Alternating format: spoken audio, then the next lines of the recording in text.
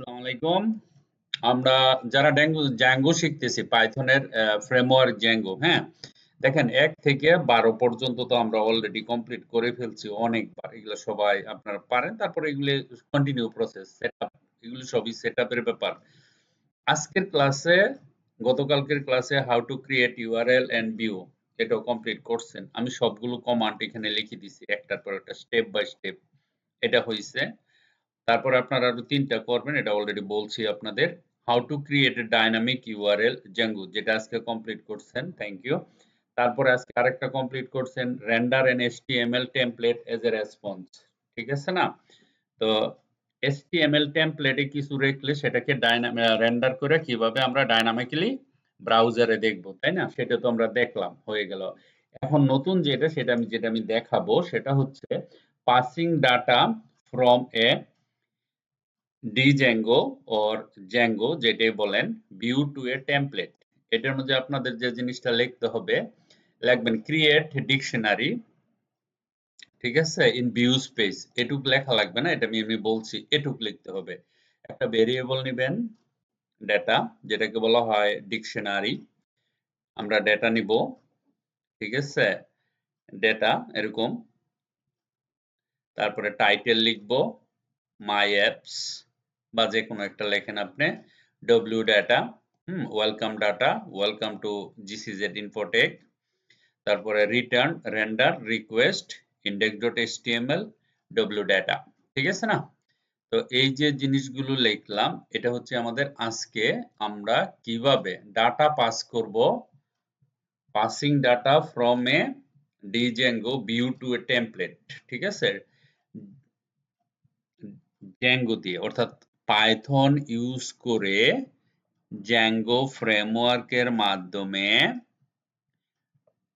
Template index.html টেমপ্লেটের ভিতরে index.html যে আছে সেইটার ভিতরে যে ডেটা থাকবে সেই ডেটাগুলো কিভাবে ডাইনামিক্যালি ব্রাউজারে দেখাবো।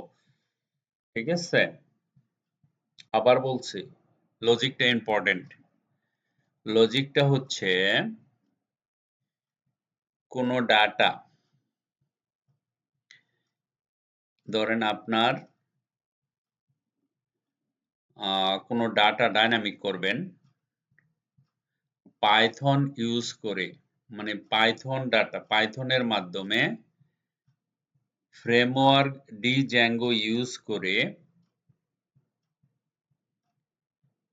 কিভাবে ব্রাউজারের মাধ্যমে ডাটা পৌঁছাইয়া দিবেন এবং সেটা স্ট্যাটিক না, ডাইনামিক।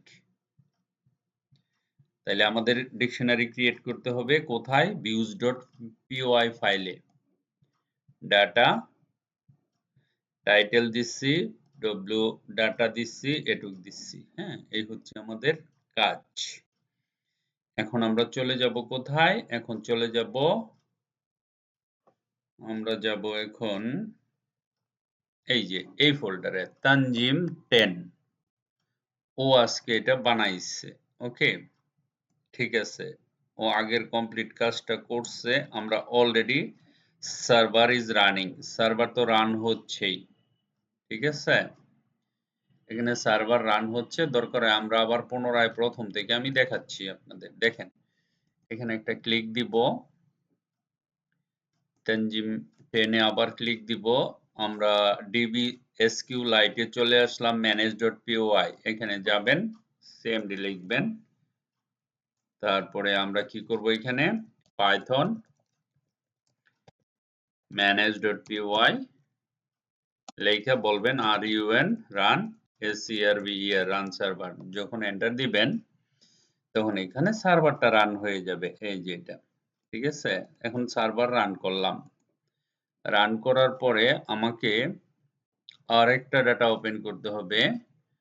এখানে যান, cmd লেখেন, কোড লেখেন, স্পেস ডট দেন, বিএস কোডের মাধ্যমে আমরা কমান্ডে যাব। ওকে, আমরা এগুলো আমরা আজকে কমপ্লিট করে ফেলছি। আমি দেখাচ্ছি যে ভিউসে গিয়ে কিভাবে যে জিনিসটা লিখছি আমি, দেখেন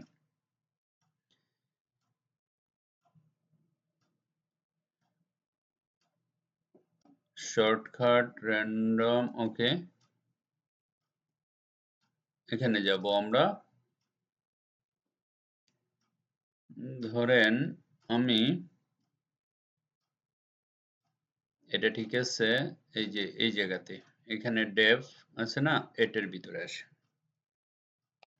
এই যে তানজিম আজকে এটা বানাইছে আমরা এখানে একটা ভেরিয়েবল নেব ভেরিয়েবল মানে ডিকশনারি এটা দিয়ে তারপরে দেব কি দিব একটা ইকুয়াল দিব তারপরে এই যে ব্র্যাকেটটা দিব ঠিক আছে তো এখানে সিম্পল লিখবো যেটা লিখছিলাম টিআইটিএলই টাইটেল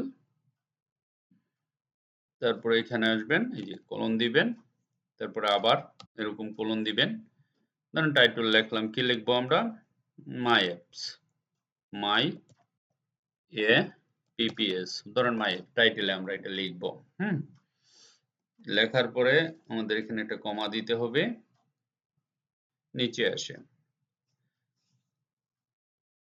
ধরেন আমরা এখানে লিখব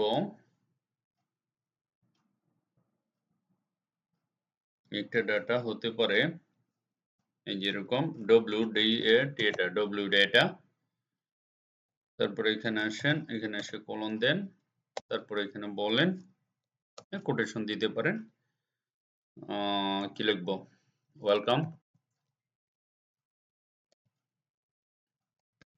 welcome to GCZ info ECS Infotech তাই না লিখলাম দেখেন এখন এই যে ডাটাটা আছে না এই যে ডাটা আছে এই ডাটাটাকে আমি ধরে এখানে নিয়ে আসবো এই যে এই জায়গায় যেখানে রেন্ডার হচ্ছে এখানে গিয়ে লিখবেন ডিএটি আর কিছু লেখা লাগবে না এটুকু লিখলে এখানে আমি ডাটা লিখছি দেখেন এখানে অ্যাক্টিভ হয়ে গেছে ডাটা ওকে এখন আমরা যাব কোথায় টেমপ্লেটস এর ভিতরে ইন্ডেক্স এখানে যাওয়ার পরে এই যে টাইটেল আছে না এই জায়গাতে আমাদের ডাইনামিক করতে হবে টাইটেল দিতে হবে double curly brackets curly brackets কিভাবে দিবেন দুইবার দিলে এটা ডাবল কার্লি ব্র্যাকেটস হয় ওকে তার ভিতরে লিখতে হবে যে জিনিসটা সেটা হচ্ছে টাইটেল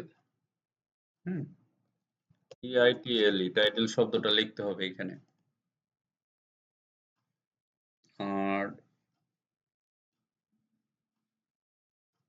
এখানে লিখবো টাইটেল তারপরে ধরেন এই যে my name is Tanzim Zarin okay এখানে আমরা h1 দিলাম ধরেন এই যে h1 ব্র্যাকেট দিলাম আর এখানে কি দিলাম forward slash h1 bracket close তো এই যে মাই নেম ইজ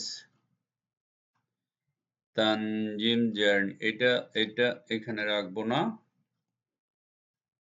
এখানে আমরা ডাবল এই যে এটা দিব ডাবল ব্র্যাকেট ঠিক আছে দেওয়ার পরে এখানে লিখবো ডাটা এটা কোথায় আছে ভিউ পেজে আছে ভিউ পেজের মধ্যে এখানে কি আছে ওয়েলকাম টু জিসিজেড না দিয়ে ধরেন ওই লেখাটাই আমি দেখাইতে চাইতেছি সরি এটা না ভিউ পেজ কোথায় আছে আর এখানে একটা লেখা ছিল না আমরা কপি করলাম না ডেট এই যে এটাকে রাইট ক্লিক কপি বা কাট করলাম এটা এখান থেকে নিয়ে গেলাম এখান থেকে নিয়ে ওই যে ওইখানে যাব ওই views.py এটার ভিতর দিব এই যে my name is Tanzim Zarin okay এতটুকু লেখার পরে এই লেখাটা ডাইনামিক্যালি এখানে এটার মাধ্যমে আমরা প্রকাশ করব এই যে এখানে আমরা লিখব w data ঠিক আছে বাস এটুক লেখার পরে আমরা এখন দেখি কি অবস্থা কি এরর আসছে আমরা ডাইনামিক তো টাইটেল তো এটাই দিলাম তাই না এই যে টাইটেল এখানে বসাই দিচ্ছি এখন আমরা যাব আমাদের এক মিনিট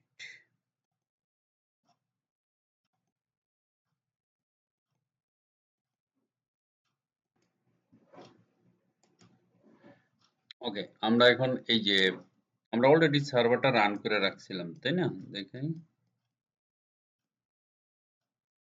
মনে হয় এটা রান হচ্ছে না। হ্যাঁ, ফেভিকন আইসা পড়ছে ডট আইকন, দেখছেন? এনিহাউ, আমরা এখান থেকে এই জিনিসটা কপি করব, এটা কন্ট্রোল সি, এটা আইপি আমাদের, তাই না? Run already run, server run হচ্ছে, কোনো সমস্যা নেই। আমরা এখানে যাব, এখানে গিয়ে এখানে যখন এটাকে পেস্ট করব, এন্টার দিব, দেখেন মাই নেম ইজ তানজিম জিয়ারিন, এটা ডাইনামিক্যালি চলে আসছে। প্রশ্ন হচ্ছে কিভাবে বুঝবো সেটা। দেখেন আমরা টাইটেল লিখছিলাম না, এদিকে আসি, দেখেন মাই অ্যাপস, এখানে টাইটেল মাই অ্যাপস চলে আসছে। এখন আমরা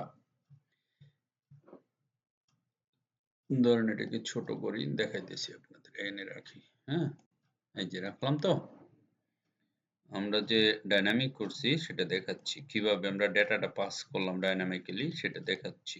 আমরা বিএস কোডে যাব, এটাকে ছোট করব,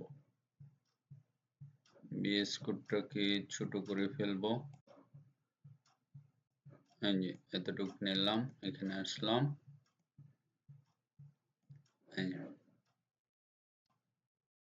ওকে। এই যে টাইটেলের জায়গায়, এটা তো টাইটেল, দেখেন এখানে মাই অ্যাপস, এখানে তো টাইটেল ডাইনামিক্যালি, এখানে কিন্তু মাই অ্যাপস নাই, HTML এ যেটা দেখাচ্ছে, এখানে কিন্তু ডব্লিউ ডাটা নাই, but my name is Tanzim Jarin দেখাচ্ছে, তাই না?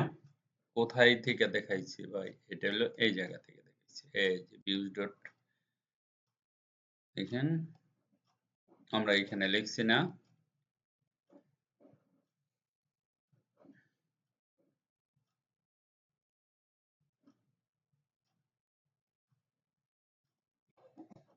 এই যে।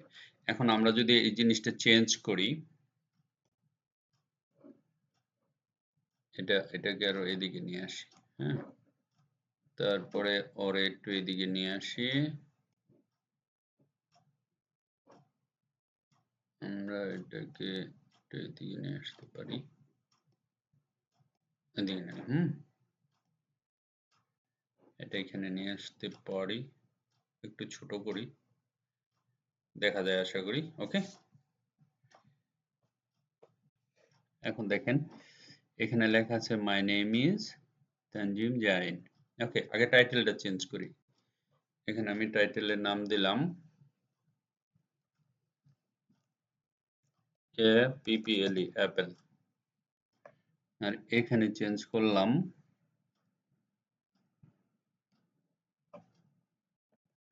ওয়েলকাম টু GCZ ইনফোটেক, ঠিক আছে? দেখেন আমি এটা চেঞ্জ করছি না, চেঞ্জ করার পরে এখানে আসি, দেখেন এখানে রিফ্রেশ করি, লেখা কি উঠছে দেখেন তো, এই দেখেন লেখা চেঞ্জ হয়ে গেছে, welcome to GCZ infotech dynamically.